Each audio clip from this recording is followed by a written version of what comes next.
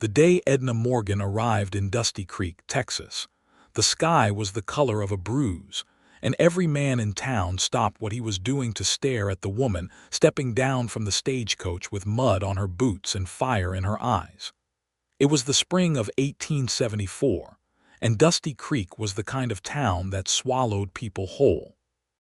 It sat at the edge of the Texas hill country like an afterthought, a collection of sun-bleached buildings pressed together against the wind, surrounded by mesquite scrub and red clay that cracked in the summer heat. There was a general store, a saloon called the Rusty Spur, a livery stable, a small church whose white paint was peeling in long strips, and a sheriff's office that doubled as a jail. The people were hardened by drought and distance, and strangers were regarded with the same suspicion one might afford a rattlesnake spotted beneath a porch step. Edna was 24 years old, and she had come from Memphis, Tennessee, carrying a single leather trunk, a hat box, a letter of introduction from her late father's business partner, and absolutely no illusions about what the frontier would be like. Her father, Thomas Morgan, had been a cotton merchant who had lost everything in the years following the war, and when he died the previous winter of a fever that swept through their neighborhood like a rumor, Edna had been left with debts she could not pay, and a city full of reminders of a life that no longer existed. The letter in her possession was addressed to a man named Clement Hale, who ran a boarding house in Dusty Creek, and had, according to the business partner, offered to take her on as a cook and housekeeper in exchange for room and board. She had not imagined that Clement Hale would be dead before she arrived. The stagecoach driver, a weathered man named Pete with a nose that had been broken so many times it pointed in two different directions, delivered this information to her with the same casual tone one might use to discuss the weather. "Hale passed last month," he said, pulling her trunk down from the coach roof. "Fever. Half the town got it. You got a plan B, miss." Edna stood on the wooden sidewalk and looked at the street, at the dust swirling in lazy circles around the legs of the horses tied to the hitching post outside the saloon, at the curtain that twitched in the window of the general store where someone was watching her, and she thought about Memphis and the debt collectors and the empty house that smelled of her father's pipe tobacco, and she said, "I will figure something out." She was not certain she believed herself, but she said it with enough conviction that Pete nodded and set her trunk beside her feet and climbed back onto his coach without another word. The Rusty Spur was the first place she tried, because it was the most obvious. She pushed through the swinging doors with her chin raised and her shoulders square, and the 5 men inside stopped their card game and their drinking to look at her with expressions ranging from curiosity to outright alarm. She asked the man behind the bar, a large fellow with a waxed mustache, if there was any work available, and he looked her up and down with the careful assessment of a man who had spent decades reading people across a counter. "Can you cook?" he asked. "Better than anyone who's been feeding this town, I'd wager," she said. His name was Roy Dunbar, and he was not an unkind man, though he was careful with his kindness, the way a miser is careful with his money. He offered her a small room above the saloon and $5 a week to cook the meals he served in the back dining room, which was a rougher establishment than its name suggested, consisting of 4 tables, a wood-burning stove, and a single window that looked out onto the alley. It was not what she had envisioned, but it was a room and a wage, and Edna Morgan had come too far to be particular. She moved her trunk upstairs and hung her dresses on the hooks behind the door and sat on the edge of the narrow bed, and allowed herself exactly 3 minutes of crying before she washed her face and went back downstairs to start on supper. It was during that first supper service, 4 days after her arrival, that she met Walter Finley. He came in late, when the other diners had mostly finished, and he sat at the table nearest the window with his hat still on and his saddlebag slung over one shoulder, and he ordered the beef stew without looking up from the table. He was tall, lean in the way of men who worked outdoors, with dark hair that needed cutting and a jaw that suggested he had not shaved in several days. His hands, when he wrapped them around the coffee mug she set before him, were rough with calluses, and there was a scar along the back of his left hand that curled from his knuckle to his wrist like a pale river on a map. He was 29 years old, and he had been riding for the same cattle outfit, the Carver Ranch, for 6 years. He was their foreman now, responsible for 7 cowhands and the movement of 2,000 head of cattle across ranges that stretched from the hill country down toward the Colorado River. He was respected in the way competent. Quiet men are respected in small towns, which is to say that people trusted him and did not think much about him beyond that. He ate his meals at the Rusty Spur 3 or 4 evenings a week when he was not out on the range, and he was not a man who made conversation. Edna set his stew before him and poured his coffee and was turning back toward the kitchen when he said, without looking up, "This is different." She stopped. "Different how?" "Better," he said. She looked at him for a moment. He still had not looked up. "That's the highest praise I've received since Memphis," she said. He did look up then, and his eyes were the particular shade of brown that deepens in low light, and he looked at her with the direct, uncomplicated attention of someone who rarely bothered with social performance. "You're new," he said. "I arrived 4 days ago. Long way from Memphis." "A very long way," she agreed and went back to the kitchen. She did not think about him again that night. She was too tired and there was too much to clean, and she lay down on her narrow bed at 9:30 and was asleep before she could form a proper thought. He came back the following Wednesday, and the Wednesday after that, and each time he arrived late and sat at the same table and ordered either the stew or whatever roast she had prepared, and each time he made exactly one comment about the food before falling back into silence. The third time she sat down across from him when the other diners had gone, because her feet hurt and there was nowhere else to sit, and she did not see any reason to pretend they were strangers when they had now exchanged words enough times to constitute the beginning of an acquaintance. He looked at her as though she had done something surprising, but he did not tell her to leave. "You're the foreman out at Carver Ranch," she said. "How'd you know that?" "Roy talks. He talks about everyone in this town whether they want him to or not." Something shifted at the corner of his mouth that was not quite a smile but was adjacent to one. "I suppose that's true. He says you've been here 6 years and you've never taken a day off except when you broke 2 ribs getting thrown by a horse named Catastrophe." Walter looked at her with an expression of mild exasperation. "Roy should tend to his own affairs. He has very few of them," she said. "That's why he tends to everyone else's." This time the almost smile became a real one, brief and unguarded, and it changed his face entirely. Edna noticed this the way she noticed most things, quietly and completely, storing it away without making a show of it. "Where'd you learn to cook like this?" he asked. "My mother. She died when I was 16. After that it was me cooking for my father and whatever household help we could afford, which some years was considerable and some years was none." "You had help. We had money once. The war changed that for a great many families in Memphis." He was quiet for a moment. "You're a long way from the life you expected." "Yes," she said simply, "I am."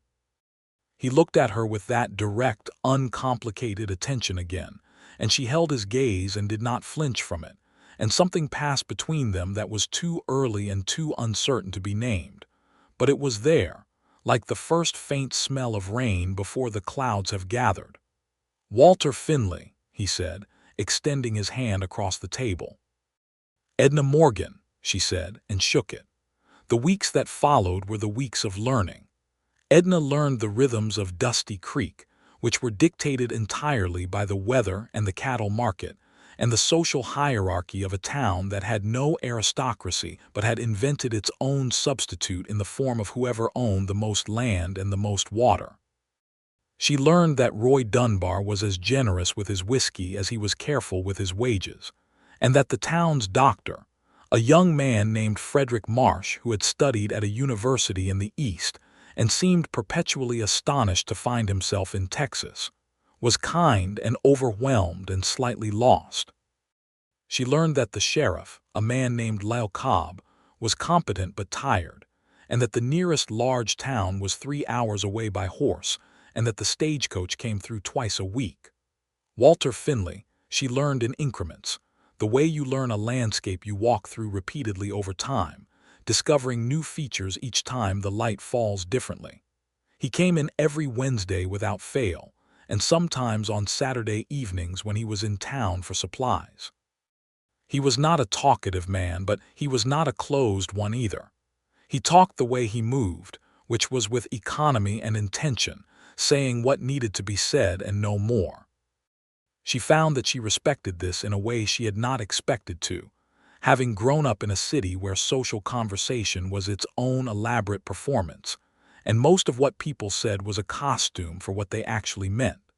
She learned that he had grown up in Missouri, on a farm that his family had lost when he was 17, and that he had come west the way so many men his age had come west, with nothing but a horse and a willingness to work. She learned that he had a younger sister named Clara, who had married a shopkeeper in St. Louis and written to him regularly, and that he wrote back, which she thought told you more about a man's character than most of the things people prided themselves on. She learned that he was gentle with animals, and that the cowhands who worked under him would follow him through fire without being asked. She learned this last part from a young cowhand named Danny Briggs, who came into the saloon one evening and sat himself at her table without ceremony and said, "You know Walt, right? Walt Finley." "I know him some," she said. "He pulled me out of a flash flood last October," Danny said, with the frank enthusiasm of someone who has not yet learned to be subtle about admiration. "Water up to the horse's belly, and he rode back in for me after I went down. Could have gotten killed himself." He shook his head. "Best man I ever worked for. Just wanted someone to know that, I suppose, since he'd never say it himself." She thought about this later, in her room above the saloon, listening to the sound of the piano from the bar below, which the piano player embellished with more enthusiasm than skill. She thought about a man who would ride into a flood for one of his own and then never mention it. And she thought about the way he looked at her across the table on Wednesday evenings with that careful, honest attention. And she acknowledged, privately and to herself alone, that she was in considerable danger. The trouble with Dusty Creek arrived in the form of two brothers named Hector and James Price, who rode in during the first week of June with 3 companions, and a reputation that preceded them by about 40 miles. Roy told her about them in a low voice while she was preparing the midday meal, standing close to the kitchen door as though proximity to the cooking might protect him from whatever he was describing. "The Price brothers are bad business," he said. "They've been working their way east from New Mexico, and word is they've had run-ins with 3 different ranches. Rustling, mostly, but there was an incident in a town called Reed Rock where a storekeeper got hurt badly enough that he didn't recover." Edna kept her eyes on the pot she was stirring. "What do they want here?" "What they always want, to take what isn't theirs and be gone before anyone can stop them." Roy wiped his hands on his apron. "Lyle Cobb's good enough with a badge, but he's got 1 deputy and they're 5. I'd feel better if Walt Finley were in town." Walter was not in town. He was on the range with his cowhands, moving cattle to the summer pasture, and he was not expected back until Friday. It was Tuesday afternoon. The Price brothers established themselves at the far end of the bar, and made their presence felt the way that sort of men always do, through volume and the particular kind of stillness that settles over a room when everyone is trying not to attract attention. Edna served her meals and kept her face neutral and her manner brisk, and she was civil to the brothers when they wandered into the dining room for supper, because she had enough sense not to antagonize men she could not outrun. Hector Price was the older one, heavyset with a beard and restless eyes that moved around a room the way a predator's eyes move, cataloging exits and opportunities. He complimented her cooking with an expansiveness that made her skin crawl, because it was the kind of compliment that is also a declaration of ownership, a way of saying I have noticed you and I have decided I like what I see, and you should be grateful. She thanked him pleasantly and went back to the kitchen and told herself that Walter would be back on Friday. He came back on Thursday instead, because Danny Briggs had ridden out to the summer pasture on Wednesday evening with a message from Roy, and Walter had ridden back through the night. She did not know this until she came down the stairs Thursday morning to start breakfast and found him sitting at his usual table, still in his riding clothes, with dust on his coat and a mug of coffee that Roy must have made for him, and the look on his face was the look of a man who has ridden hard and is not done yet. "You didn't have to come back early," she said. "Roy seemed to think I did," he said, and his eyes moved to the stairway, where the sounds of the Price brothers stirring in their rooms could be heard overhead. "They haven't done anything," she said. "They've been loud and unpleasant, and they look at things as though they're calculating what they can take, but they haven't acted on any of it." "Not yet," he said. He went to see Sheriff Cobb that morning, and she watched him walk across the street from the window of the dining room, watched the way he moved, which was the unhurried walk of a man who has made a decision and is simply proceeding to carry it out. She felt something ease in her chest that she had not known was tightened until it loosened. The situation with the Price brothers resolved itself with less drama than it might have, owing largely to the combined presence of Walter Finley, Sheriff Cobb, and 3 of the Carver Ranch hands who appeared at the saloon that evening looking calm and purposeful. Hector Price read the room with the shrewdness that had kept him alive this long, and by Friday morning, the brothers and their companions had ridden out of Dusty Creek, heading north. Roy said it was the most peaceful resolution anyone had managed with them, and that Walt Finley had a way of making bad men recalculate their plans without having to fire a single shot. Walter stayed in town through Friday, and on Friday evening he sat at his table and ate the roast she had prepared, and when she sat down across from him afterward, which had by now become their established habit, she said, "Danny Briggs told me about the flood." Walter set down his coffee mug. "When did you talk to Danny?" "Some weeks ago. He wanted me to know you were a good man." She folded her hands on the table. "I think he was acting on your behalf without your knowledge or permission." "That sounds like Danny." He was quiet for a moment. "It wasn't heroics. He would have drowned. And you wouldn't have. I knew the water better." He met her eyes. "I grew up on a river." "Still," she said. "Still," he agreed, and the word held more weight than its one syllable suggested. They sat in the comfortable silence that had developed between them, and outside the window the main street of Dusty Creek was settling into its evening quiet, the horses tied up, the light fading from gold to rose to the deep blue of a Texas dusk, and somewhere down the street someone was playing a harmonica. "Edna," he said. She looked at him. He seemed to be having a conversation with himself about something, a quick internal negotiation, and then he said, "I'd like to call on you properly, if you permit it." She looked at him for a long moment. He had gone still in the way he went still when something mattered to him, the way she had learned to read as the opposite of indifference. His hands were flat on the table and his eyes were on hers, and he was waiting with the patience of someone who has learned not to expect easy things. "I would permit it," she said. The summer of 1874 in the Texas Hill Country was hot enough to make the air shimmer and still enough to make every sound carry for miles. Edna and Walter fell into the rhythm of a courtship that suited both of them, which meant that it was nothing like the formal rituals she had observed in Memphis drawing rooms, and everything like the honest, practical intimacy of 2 people who had come to the frontier without illusions, and were building something real in what space they had. He would come to town twice a week, sometimes more, and they would walk together in the evening after her kitchen duties were finished. There was a path behind the church that wound down toward a creek bed that ran clear in spring and dwindled to a trickle by July, and they walked it so many times that summer that they wore their own faint trail through the grass.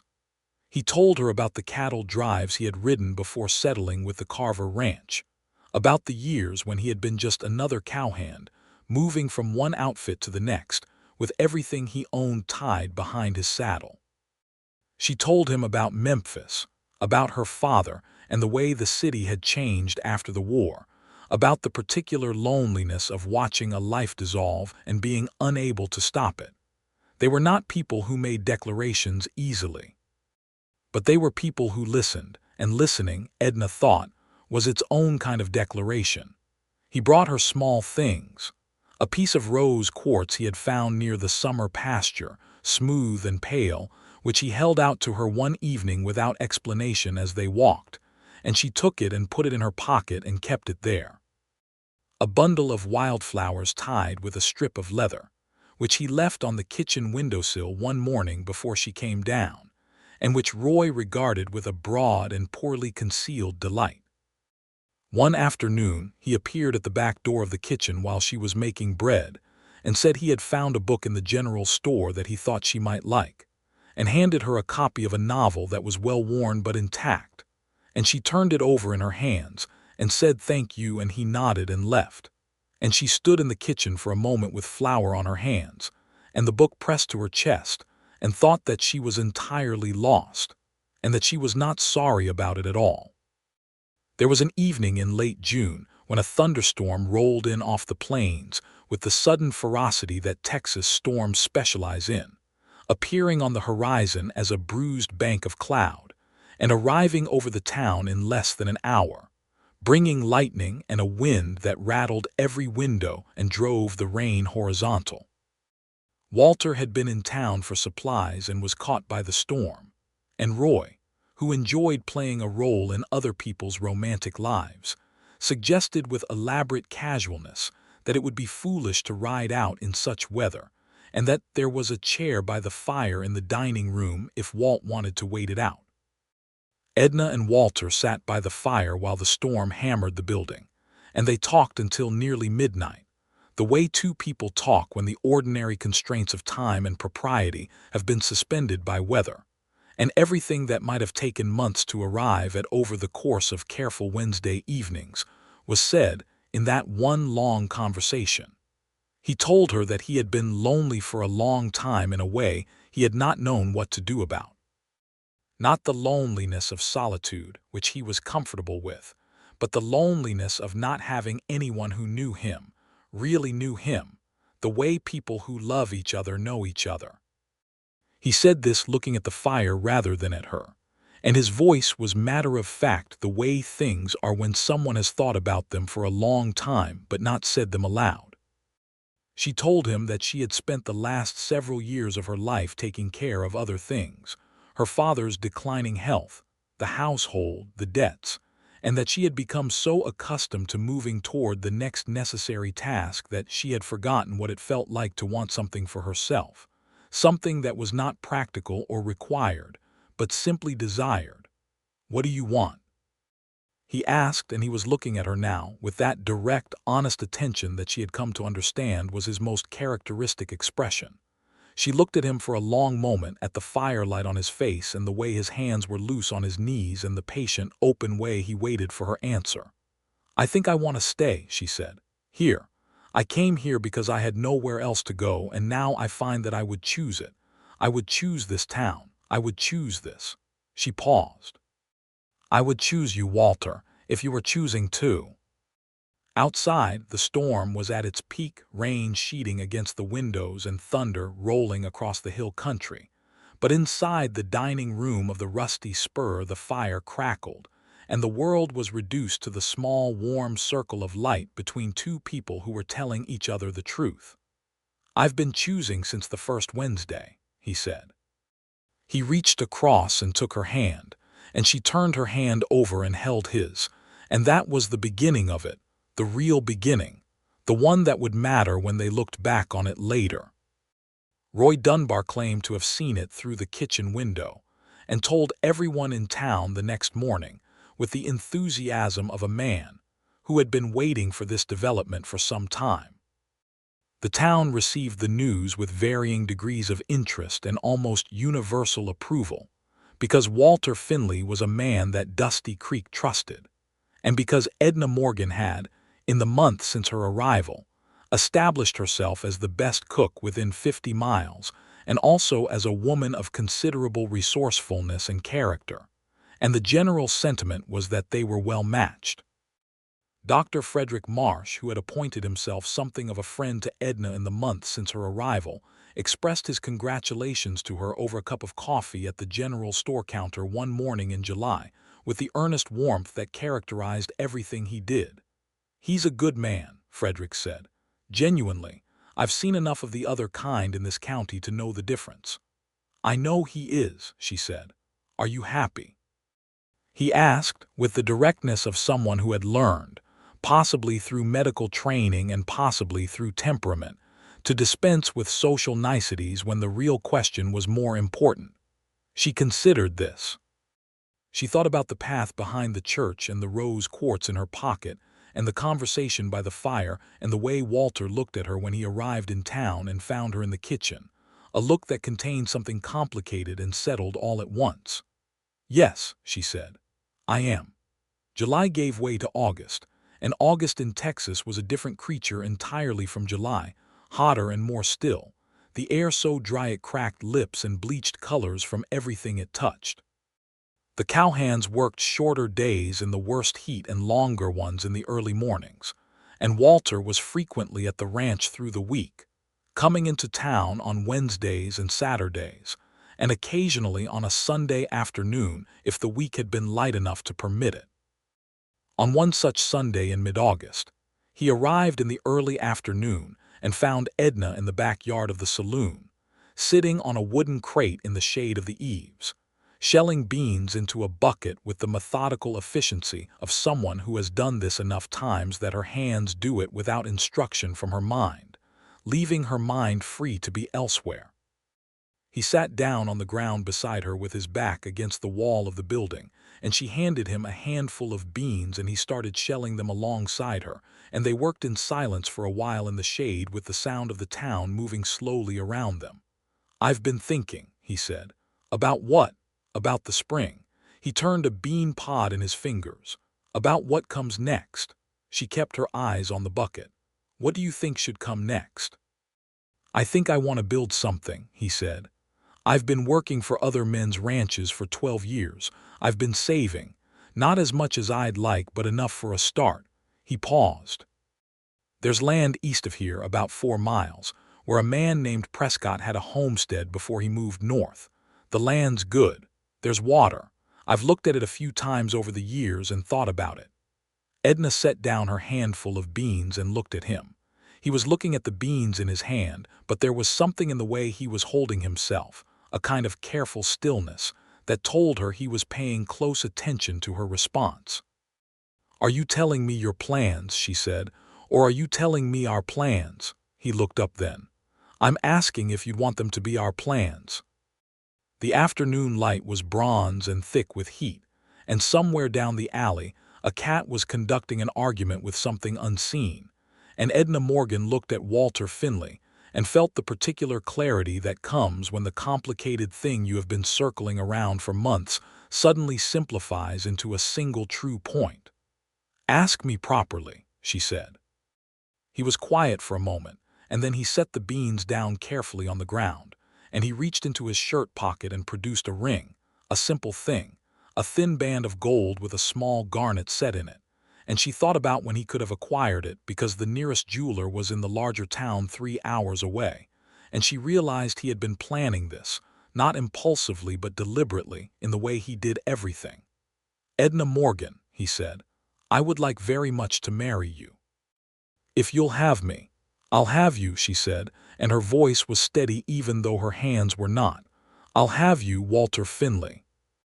He put the ring on her finger, and she looked at it against the red clay dust on her hand and laughed, which made him laugh too, and they sat in the backyard of the rusty spur in the August heat, and shelled the rest of the beans together with her new ring catching the light each time she moved her hand. The wedding was in September, when the heat had begun its retreat, and the evenings were cool enough to make a fire pleasant. The church in Dusty Creek was small, and its minister was a soft-spoken man named Reverend Hollies, who performed the ceremony with genuine pleasure, and a reading from Corinthians that made Roy Dunbar, standing in the front row, wipe his eye with his bandana and then look around to see if anyone had noticed.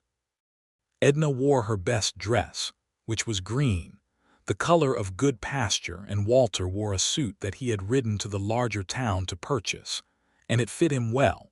And when she came down the aisle of that small church and he saw her, something moved across his face that was wholly unguarded and entirely beautiful, and she thought that she would remember that look for the rest of her life. Danny Briggs wept openly and without embarrassment. Dr. Frederick Marsh presented them with a medical kit as a wedding gift, which he explained was practical, and a bottle of good wine, which he explained was the actual gift. Roy Dunbar gave Edna a month's wages as a parting bonus, and told her that she was the best cook he had ever employed, and that if things didn't work out, she could have her job back. And then immediately said he hoped things worked out so he'd never have to figure out what to do about his kitchen.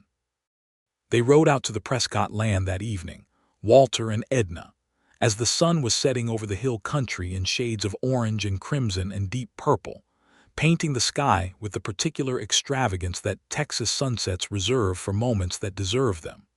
The land was quiet and wide and edged with live oaks, and the old Prescott homestead was small but solid, 2 rooms with a sound roof and a fireplace that drew properly, and a well that Walter had already confirmed was good.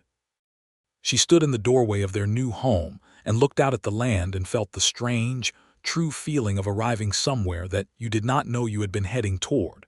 And Walter came and stood beside her, and she took his hand, and they stood together as the last light left the sky. The first year of their marriage was the year of building, and it was hard in the way that frontier life is always hard, requiring the constant application of effort to problems that do not wait for convenient moments. They added a room to the house before winter, Walter doing most of the construction himself with help from Danny Briggs and 2 other Carver Ranch hands who came on their days off, and Edna doing everything else, which turned out to be a great deal. Walter continued as foreman at the Carver Ranch while they saved toward the cattle they would need to make their own land productive. It was a plan that required patience, which they both had, and a tolerance for the daily arithmetic of frontier economics, which Edna had developed during the years of managing her father's dwindling resources, and which now served her as well as any formal training might have done. She kept a kitchen garden that by the end of its first season was producing enough vegetables that she had surplus to sell, and she began making butter and cheese from the 2 milk cows Walter had acquired in October, and selling those as well, first to Roy Dunbar, and then to several families in town and on neighboring properties.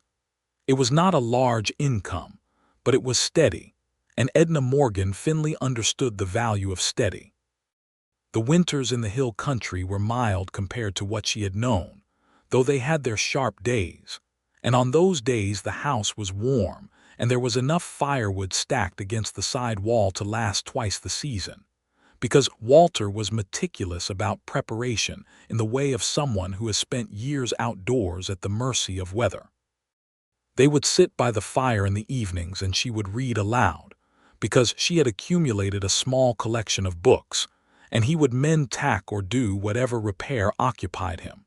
And she found that this was the version of domestic life she had always wanted without knowing it precisely, this one, easy and quiet and real. He was not always home. The cattle work took him away for stretches, sometimes a week, sometimes longer, and the homestead was quiet in his absence with a quietness that had 2 qualities: the ordinary stillness of a place with fewer people in it, and the particular charged quality of a space that knows someone will be returning to it. She worked and tended and managed and kept herself busy, which was not difficult, and when he came home she did not make a performance of his return, but simply made room for him as though he had stepped out briefly, and he came in and made himself at home with the ease of someone who knows exactly where he belongs. Spring came to their first full year on the land, and with it the news that they were expecting a child. Edna told him one morning in March, sitting across from him at the kitchen table over coffee and cornbread, with the matter-of-fact directness that characterized her most important announcements.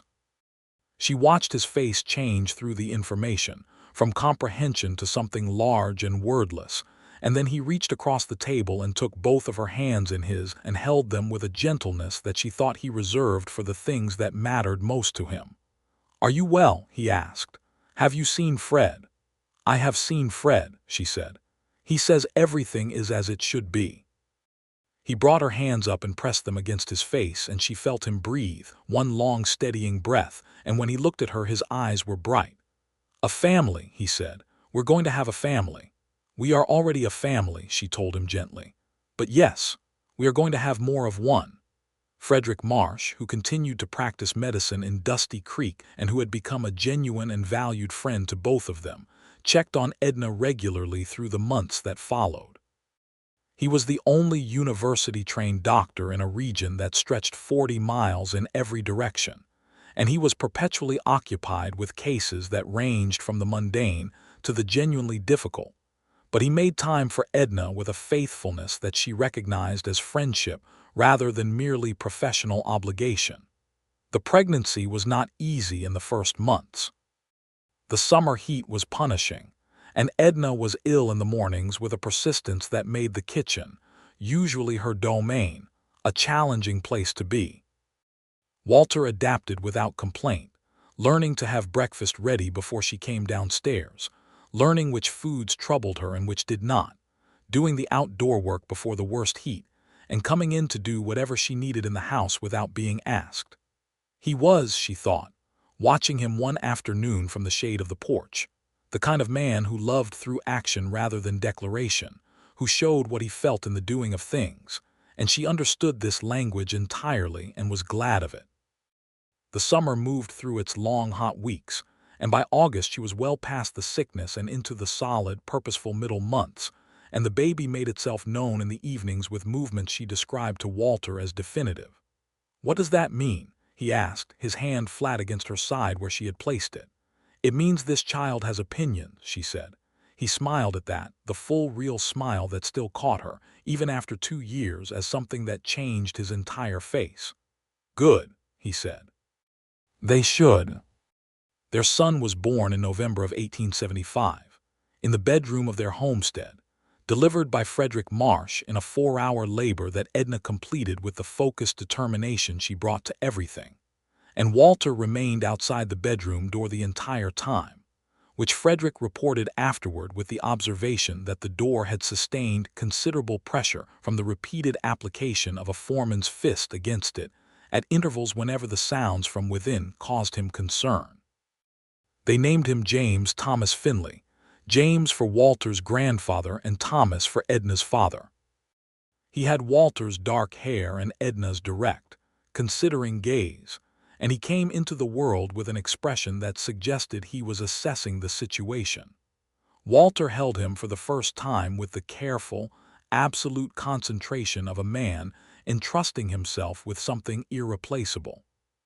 Edna, exhausted and sore and more content than she had ever been, watched from the bed as this large, weathered man who had ridden through floods and faced down outlaws stood in the lamplight of their bedroom holding a newborn with a terrified tenderness that undid her completely. "He's very small," Walter said. "He will not always be," she said. Walter looked at her over the baby's head, and the look was too full for any particular word, and she did not try to find one. "Thank you," he said, and she knew he did not mean only for the child but for all of it, for the arriving and the choosing and the staying. "Thank you," she said back, and she meant exactly the same thing.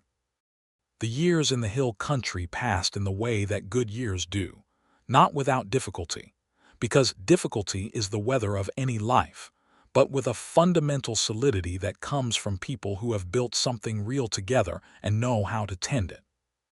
James grew quickly, as children do in fresh air and on good land, and he was a curious boy, interested in everything, following his father around the property from the time he could walk with a seriousness of purpose that made his parents exchange private smiles.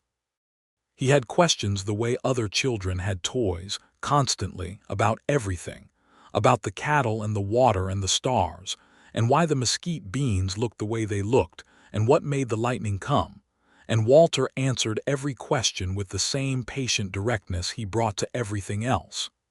By 1877, the Finley homestead had expanded significantly. Walter had purchased his first small herd of cattle in the spring of that year, 100 head, carefully selected, financed by 3 years of savings and a loan from the Carver Ranch owner, who had become something of a patron and advocate and who had said, when Walter came to him with the proposal, that he had been expecting this conversation for 5 years and had wondered what took him so long.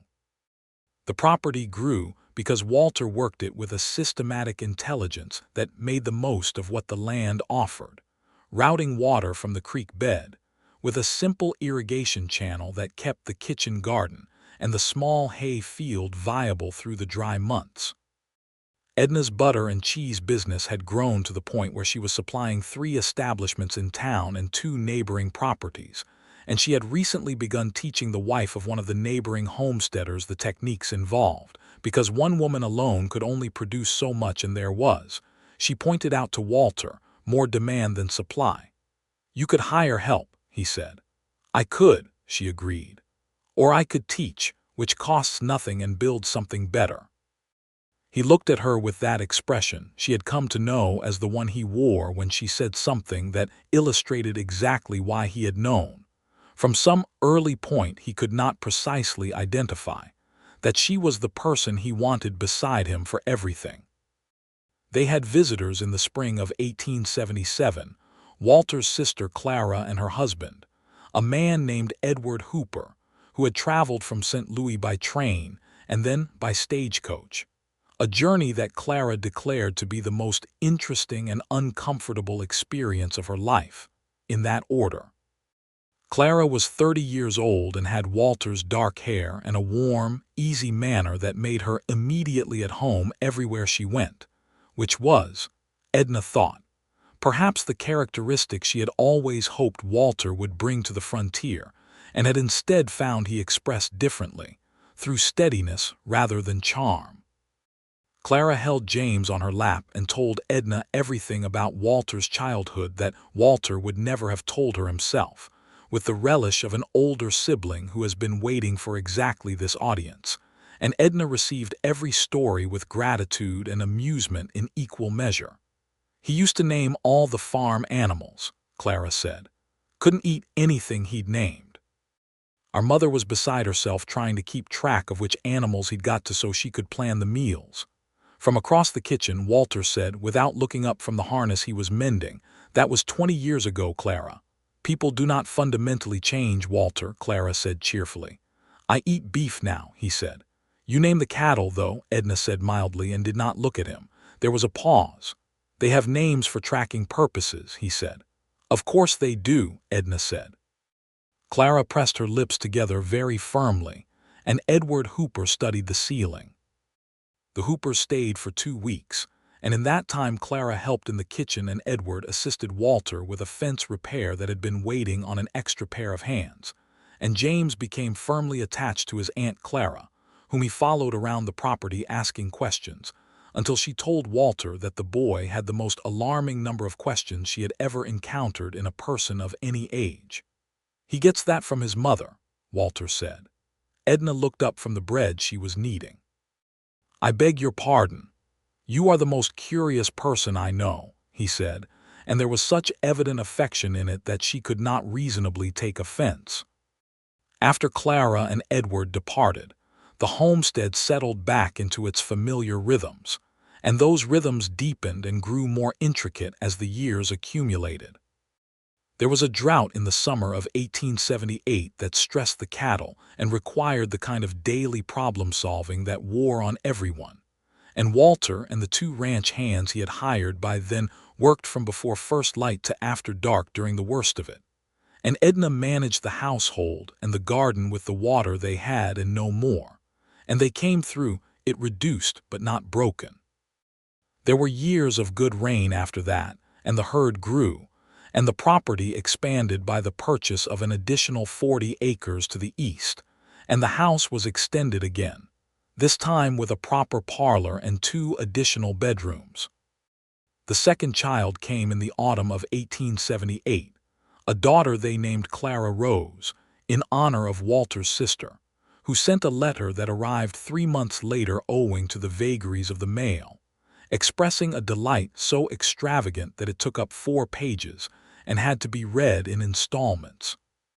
James was 3 years old when his sister was born, and he received her with serious interest and a degree of protectiveness that, at age 3, manifested mostly as standing very close to wherever she was, and regarding anyone who came near her with a scrutinizing expression that was so thoroughly his father's that it made Edna laugh every time she saw it. Clara Rose was different from James in every way except in her parents' devotion to her. Where James was serious and methodical, Clara Rose was bright and mercurial, interested in everything briefly, and then swept onward to the next thing, charming everyone she encountered with an ease that her parents found both delightful and slightly alarming as she grew older. She had Edna's green eyes and Walter's dark hair, and an entirely her own personality that defied any attempt to trace it to either parent. Frederick Marsh delivered both children and became, over the years, such a fixture in the Finley household that James and Clara Rose called him Uncle Fred, which he bore with the dignity of a man who has received an honor he did not expect and is deeply moved by it. Frederick himself had married in 1876, a schoolteacher named Helen who had arrived to establish the first proper school in Dusty Creek. She was a precise, intelligent woman with a dry sense of humor who turned out to be exactly the right companion for a precise, intelligent man with a tendency toward earnest anxiety, and their household was the most intellectually active in the county. Helen and Edna became friends of the particular kind that form between women who respect each other's minds, which is to say a friendship built on honest conversation and genuine interest, and the occasional disagreement engaged in with the mutual pleasure of people who enjoy the process of thinking together. The school that Helen Marsh established in 1876 was the first proper education available to the children of Dusty Creek and its surrounding properties.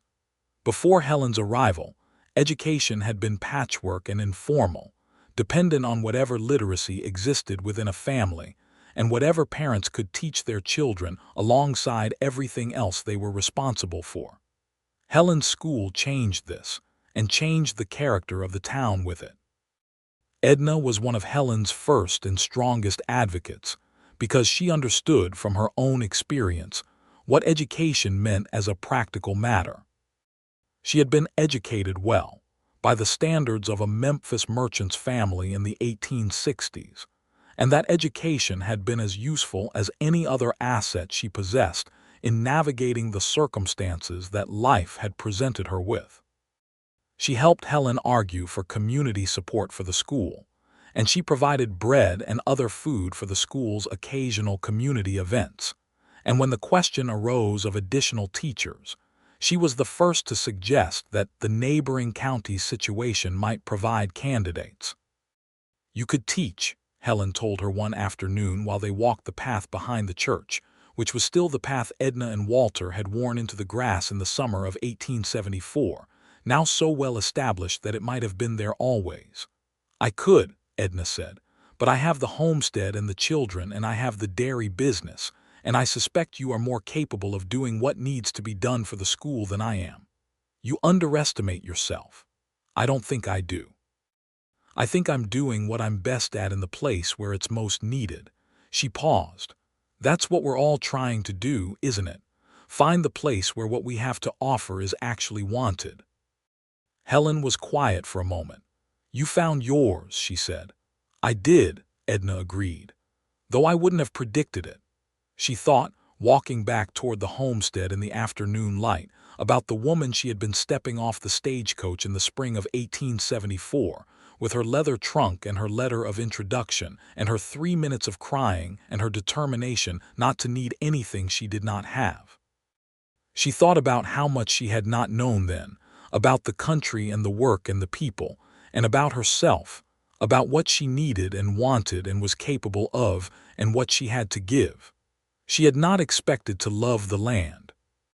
She had expected to tolerate it, to make peace with its difficulties in exchange for the practical shelter it offered. But the hill country had done what it does to some people, which is to say it had gotten into her. The particular combination of hard terrain and wide sky, and the overwhelming sense of space that does something to a person's sense of their own proportion, makes them feel both smaller and more fully themselves. She had not expected to love the town, either, with its limited resources and its rough edges, and the way everyone knew everyone's business before they knew it themselves. But she had come to love it with the specific affection one develops for places that have needed you and been needed by you, that have been the site of the things that matter. And she had not truly, despite the evidence of her own clear mind, fully expected to love Walter Finley the way she loved him, which was completely and specifically and without reservation, in the way that is only possible when you love the actual person, and not a version of them you have constructed for your own comfort. The spring of 1880 brought a change to the county that had been coming for several years, in the form of the railroad's expansion. The nearest rail line had reached a town 20 miles east of Dusty Creek, and this changed the economics of cattle ranching in ways that were significant and not entirely comfortable for men who had built their operations on the long drives. Walter spent 2 weeks in the autumn of 1879 attending meetings in the larger town, talking with other ranchers about the implications, and came home thoughtful and methodical in the way he always was when he was working through a problem. "The drives are going to end," he told her one evening. "Not this year, not next, but within 5 years. The rail access is going to change what's viable." "And for us?" she asked. "For us, it changes the plan," he said. "We're close enough to the rail junction to move cattle to it, which is actually an advantage over the men who built their operations around the drives. But we need to be larger. We need a bigger herd, and we need to establish a supply relationship with the rail buyers." She looked at him. "What do you need to do that?" "Another 40 acres to the north if I can get it. Peters has been thinking about selling, and capital to expand the herd." "Peters will sell to you," she said. "He's told me as much, though he might not have told you." Walter looked at her. "When did he tell you that?" "Last month, when he brought his wife in for Fred's services." "We talked." She held his gaze. "I talk to a great many people, Walter." "I know you do." He was quiet for a moment. "The capital is the harder question." "I have something set aside," she said.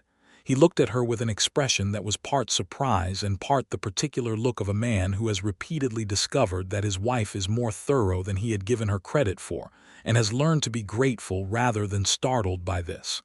"From the dairy," she said. "I've kept separate books, as you know. I've set aside a percentage each month since we started. It isn't enough for everything, but it's enough to start with." "Edna," he said. "We are building this together," she said. "We always have been."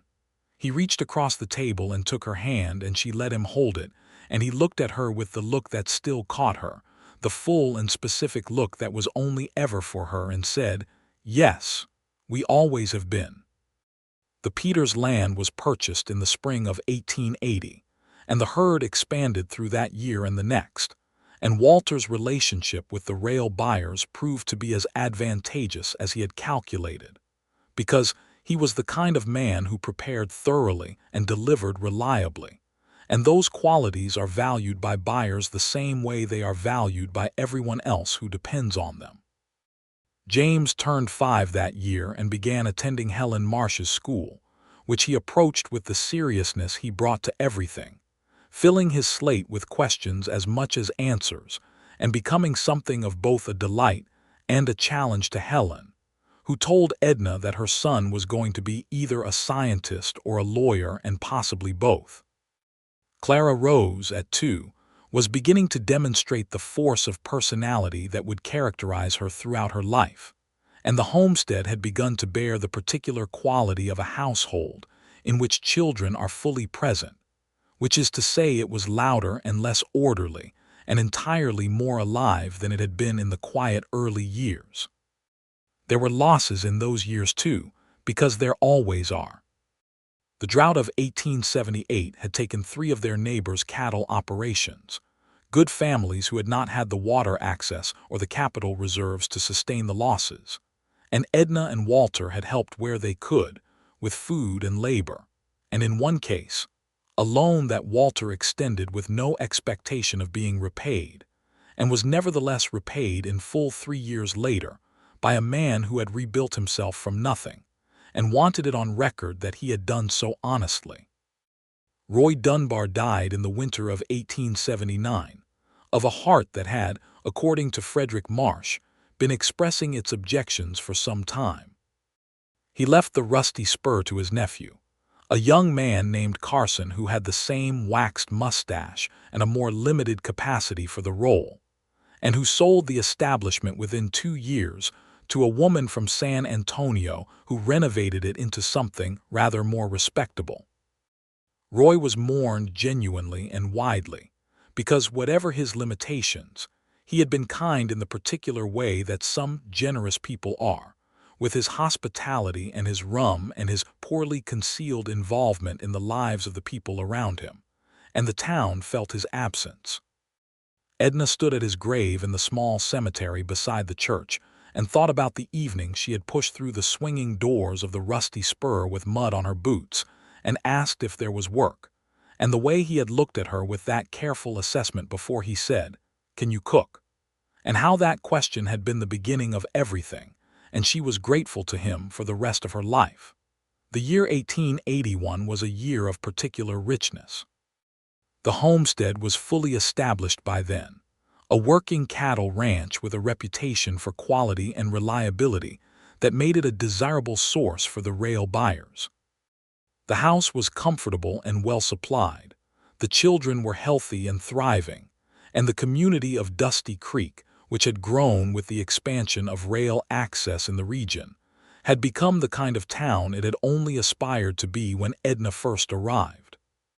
There was a proper general store now, expanded twice, and a doctor's office that Frederick Marsh had built separate from his house, and Helen's school had a second room and a second teacher, a young woman named Patience who had come down from Austin and who was, in everyone's opinion, exactly what the name suggested.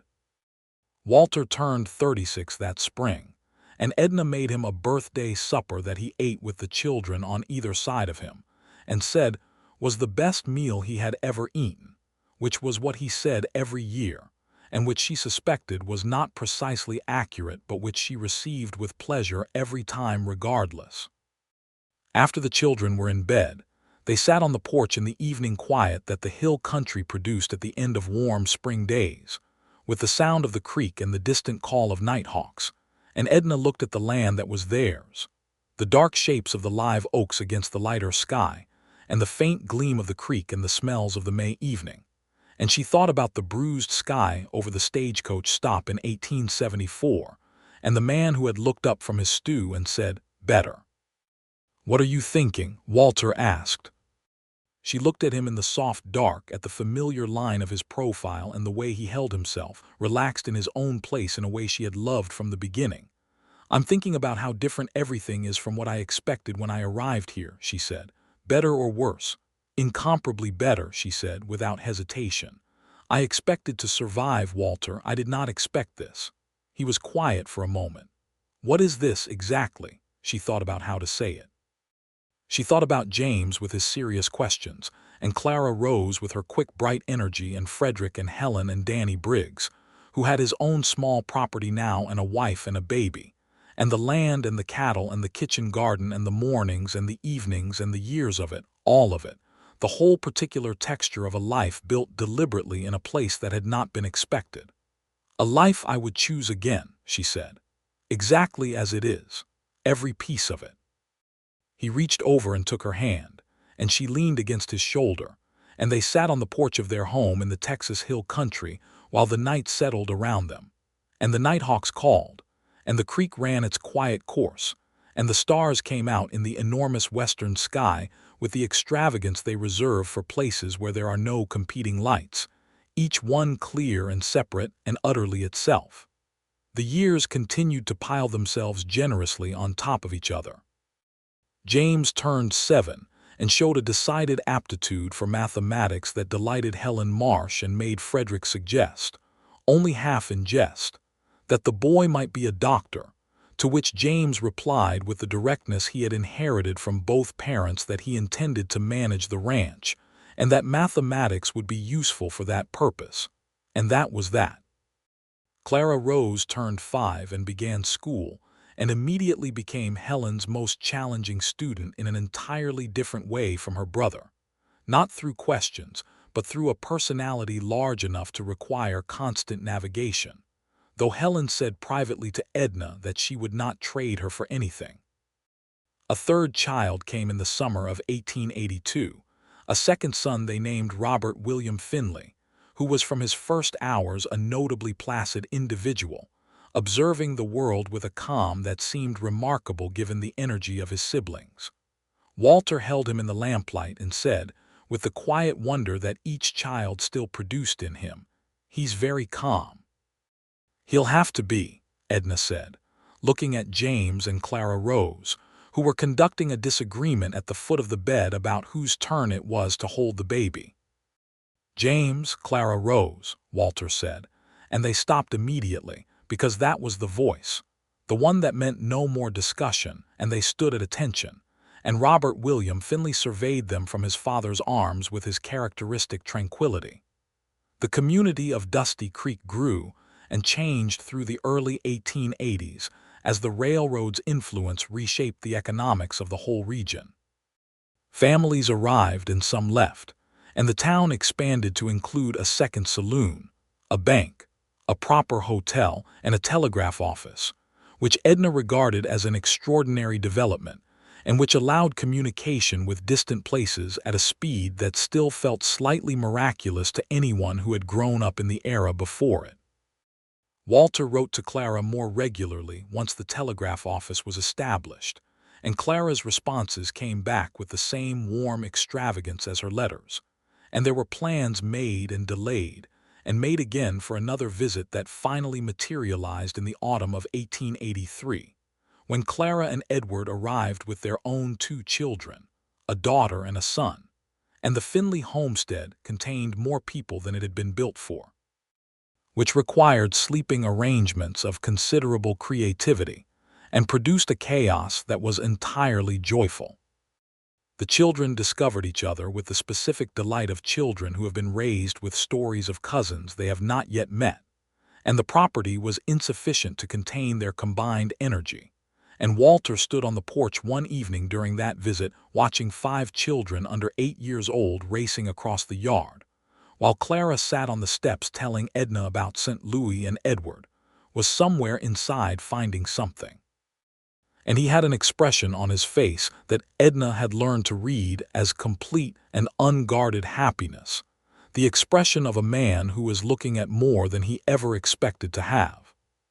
She stood beside him and he put his arm around her shoulders, and they watched their family in the evening light together, and she thought about the long road from Memphis and the bruised sky, and the mud on her boots and Roy Dunbar asking if she could cook. And she thought, yes, she could cook, and she could also do this, and she was so grateful that the river of events had carried her to exactly here. The decade turned, and the Finley Ranch had become, by 1890, one of the established and respected operations in the hill country, known for well-managed cattle and the reliability of its operation and the character of its owners. Walter had long since made his peace with the end of the long drives, and had adapted his methods to the rail economy with the thoughtful pragmatism that characterized his approach to everything. The land was good, and they tended it well, and the water rights they had secured in the early years proved increasingly valuable as the region developed, and water became the central competition of Texas ranching. James was 15 in 1890, working alongside his father with the seriousness of a boy who has always known what he wanted to do, learning every aspect of the cattle operation with a methodical intelligence that made Walter say, one evening when he and Edna were alone, "He's going to be better at this than I am." "He's had a better teacher," Edna said. "He's had you too," Walter said. "Don't think I don't know how much of this is you." She looked at him. "It's ours," she said. "It's all ours."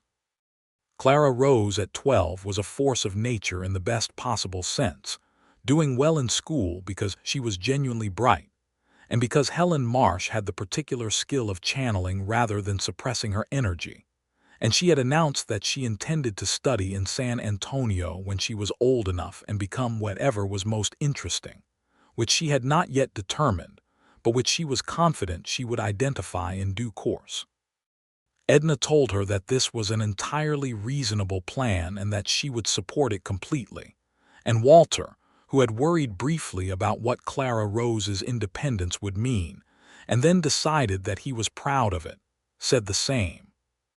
Robert, at 8, remained his placid, observing self, with a gift for animals that had expressed itself in a series of small creatures he had rescued and rehabilitated with the careful patience of someone twice his age.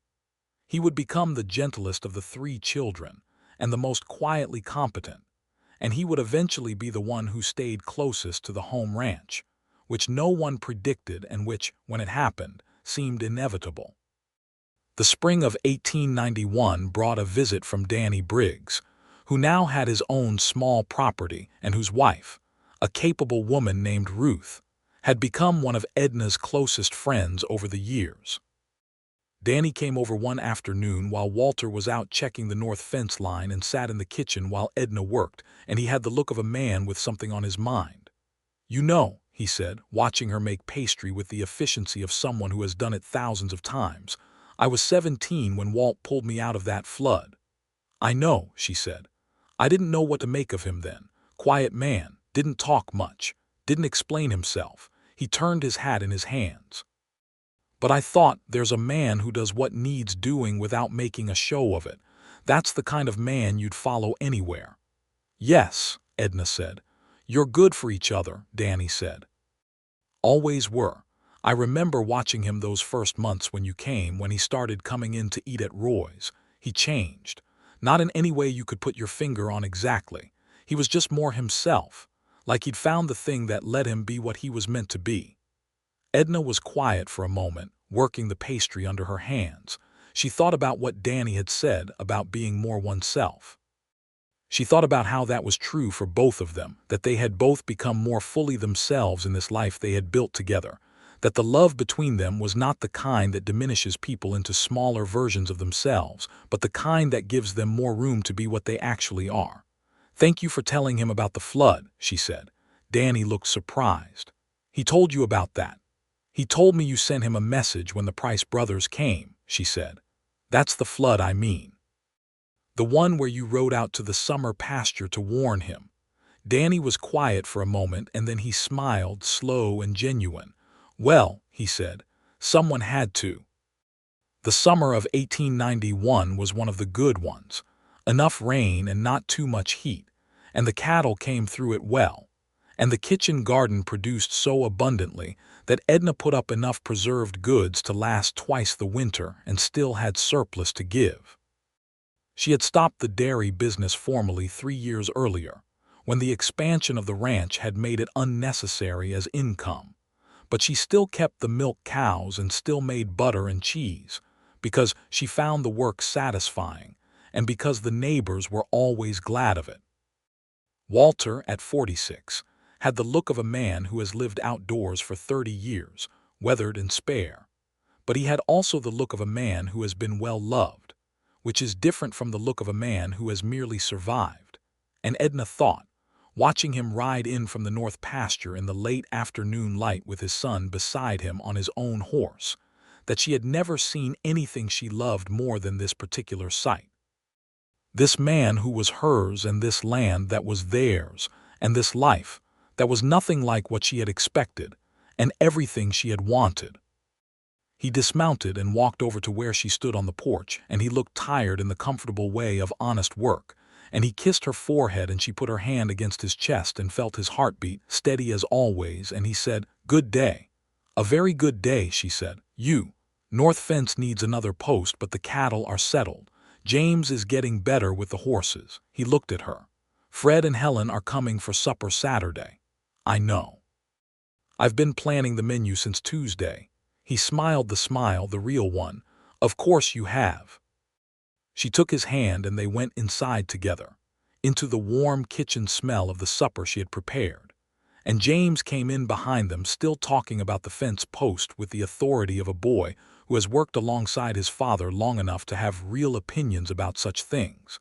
And Clara Rose called from upstairs that she needed someone to help her with her mathematics, a development so surprising that Walter and Edna exchanged a glance of shared amusement. Because Clara Rose had never in her life admitted to needing help with anything, and Robert came in quietly with a small bird in his cupped hands that he had found near the creek, looking for somewhere to keep it until it was ready to be released. The kitchen filled up with all of them, with voices and the bird in Robert's hands and James still talking, and the smell of supper, and the last of the evening light through the window. And Edna stood at the stove and felt the particular fullness of a life that has arrived at exactly where it was always trying to go. In the years that followed, the threads of their lives continued to weave themselves together with the accumulating richness of people who have loved each other long and well through the changing seasons of a life. Clara Rose went to San Antonio at 17 to study, which she had told them she would do and which they had supported completely, and she flourished there in the way of someone who has always needed more room than any one place could provide. She wrote letters that were so long and detailed and full of energy that Walter said they were exhausting to read in the best possible way. James took on more of the ranch's operation as he grew into his late teens and early 20s, and it became clear to everyone who watched him work that Danny Briggs had been right, that he was going to be better at it than his father, which was saying something. He had Walter's methodical intelligence and Edna's eye for the details of what people needed and how things fit together, and he had a particular gift for the practical mathematics of a cattle operation that he had been developing since he was 5 years old in Helen Marsh's classroom. Robert stayed close to home and became, as the years revealed, the truest rancher among the three of them, the one who understood animals at some level that went beyond training or observation, who could read a sick cow before the symptoms were obvious, and who rode the land with the easy intimacy of someone who has never wanted to be anywhere else. Frederick and Helen Marsh were at every significant occasion of those years, Christmas dinners and birthdays, and the harvest suppers that Edna began hosting in the early 1890s for the community, which became a tradition that outlasted several of its original participants. Frederick's hair went gray and then white, and he complained about his knees but continued to make house calls at every hour in any weather. And Helen expanded the school into a proper building with 3 rooms and 4 teachers, and she retired in 1895 with the gratitude of an entire generation of children who had learned to read and figure and think in her schoolroom. The 20th century arrived in Dusty Creek with the general sense that time was doing what it always did, and that the essential business of living was unchanged by the change of numbers. Walter was 55 in 1900, and James had been effectively running the ranch for 2 years, though Walter was far from done with it, and no one suggested he was. He still rose before dawn and still knew every acre of the property, and still had opinions about the cattle that were worth listening to. One morning, in the spring of 1902, Edna and Walter rode out together to the far east of the property, to the edge where the live oaks gave way to open country, and you could see the hill country rolling away in every direction. And they sat on their horses in the early light and looked at it together in a silence that was entirely comfortable and entirely full. She was 52 years old, and she had been in the hill country for 28 years, and she had loved this man for nearly as long, and the land below them was everything they had worked for, all the years of it, visible in the fences and the watered fields and the cattle moving on the far pasture. "Do you remember the stagecoach?" she asked. He looked at her. "The day you arrived. The mud on my boots," she said. "Pete telling me Clement Hale was dead, standing on that wooden sidewalk with my trunk and absolutely no plan. "I remember the first Wednesday," he said. "You sat down across from me without asking. You didn't tell me to leave." "I didn't want you to," he said. She looked at him in the morning light, at the man he was now, silver at his temples and the lines of 30 years of sun and work on his face, and the same direct, honest eyes, the same careful attention that had always been his most characteristic expression. And she loved him with the particular completeness of someone who has loved the same person through every season they contain. "I would do it all again," she said. "Every bit of it." He looked at her for a long moment, and then he said, "So would I, every bit." They rode back together in the spring morning, side by side along the path they had made over the years, through the property that was theirs and the life they had built in it, and the hill country stretched out around them in all its rough and generous beauty. And the day was just beginning, and there was still so much of it ahead, and they went toward it together the way they had always done, the way they always would, steadily and purposefully and entirely with each other, with the whole good weight of everything they had made between them, and it was more than enough. It was exactly right. The harvest supper that autumn brought the whole community together in the way those occasions did, with long tables set up in the yard of the Finley ranch, lanterns strung between the live oaks, and food enough for twice the number of people present. James ran the logistics with his characteristic efficiency. Clara Rose was home from San Antonio for the occasion and immediately commandeered the dessert preparations, and Robert handled the animals and the outdoor arrangements with his quiet competence. Frederick and Helen Marsh were there, slower than they had been but fully present, sitting together at the end of one of the long tables with the ease of people who have had a very long time to be comfortable with each other.